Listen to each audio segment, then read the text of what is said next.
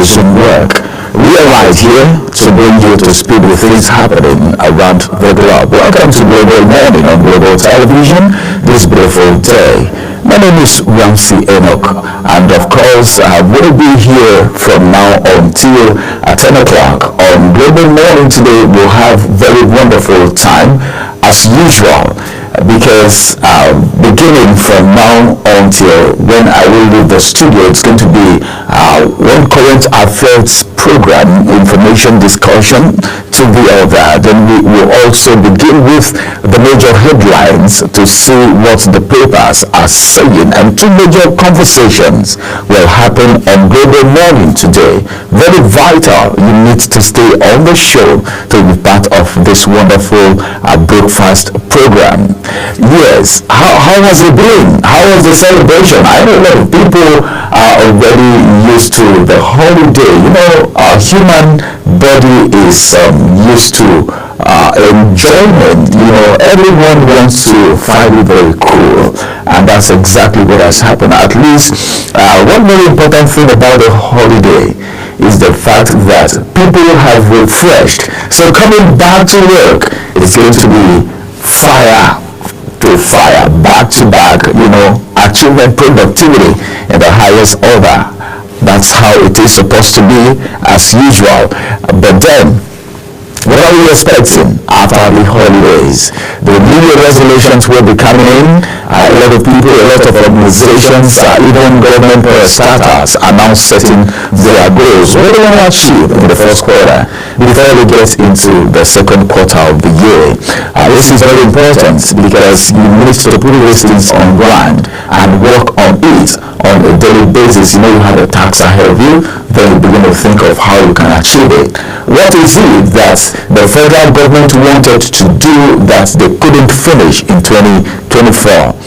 Will there be continuity, or maybe another program or another agenda for 2025? But then I think it will be good to finish what we started in 2024 that we couldn't complete. All right, abandoning projects that we started in 2024 that the deadline was in 2024 but we couldn't meet the deadline will not be too good for 2025 if we abandon it. So it will be better to finish up what you couldn't finish in 2024, maybe from the Ministry of Works and Housing, maybe at the constituency level, maybe at the council level. The salaries that you are not able to pay, maybe for those who are paying the minimum wage, the governors, you can maybe fasten your belt and just get all of that out of the way in January before you even get started in full. It will be fine. But then there is a good news. Contrary to the information making rounds on the social media about the hike in telecom, telecommunications, the communications and the telcos have come out to say no, there is not going to be an increase in price, in tariff come 2025, like some persons are already speculating. And it was so good that the association that regulates these bodies have come out in conjunction with NCC to say no, that's speculation, that rumor is not true. All right, what's the price of airtime? You know, you make a call per minute, you know what it's been charged, 11 naira. You know, but then some persons were speculating that it was going to get to 15 naira or thereabout. The data that used to be 1,000 naira for 1 gig, there was a speculation that it was going to be like 1,500 or thereabout. But then NCC came out to see, well, there is nothing like that, and the telcos have said we are not proposing any hike. We don't have the intention of increasing the price of communication in 2025. That's a good news because Nigerians are really going through so much. It's not a story to tell anymore. It's not a news anymore. Everyone knows what is happening, and we are all feeling the heat. Okay, I think one thing that a lot of people don't know is the fact that even the rich also cries. Do you remember that novel? the rich also cries. The truth is not just the average Nigerians alone that are feeling it. The rich are also feeling it because there is no money in circulation. And I think the federal government have said, well, the essence of this to an extent is to see how it will have an impact on the economy positively, all right, trying to control the float of naira and all of that. But as at yesterday, coming down to today, the price of a naira to a dollar is still on the rise. It's still above 1,000 naira. Nigerians are waiting for when it will be at least 500 naira to a dollar. I think that will be fair enough.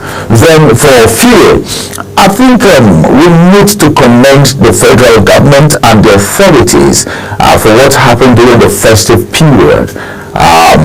Contrary to the scarcity that we experience during festive period almost every year, this year was a little different. I don't know how it was in your own area, but then in this part of the FCT, I think in this part of Nigeria FCT, the price for some, though when we talk about price of POS in Nigeria, the pump price differs from one station to the other. Then there is something that happens, all right, when you get fuel in Nigeria. But the bottom line is this: what happens when you get fuel in Nigeria is that the pump, how much is being emitted by each pump differs depending on the filling station, and that's the reason you go to some filling station and you see a very long queue, and you go to all that and you don't see anyone. Apart from the pricing, the pump is always been adjusted. But then you will be forced to ask questions. What are the regulatory authorities doing? Why should they even allow that? That's not fair enough for average Nigerians. Sometimes you will be forced to buy from such stations, especially when you're handicapped and don't have any choice, and you need to move on. You just go get it at that high price with an adjusted pump. So what is coming down is not even up to what you are being sold for. You know, what you're buying is not what you're getting.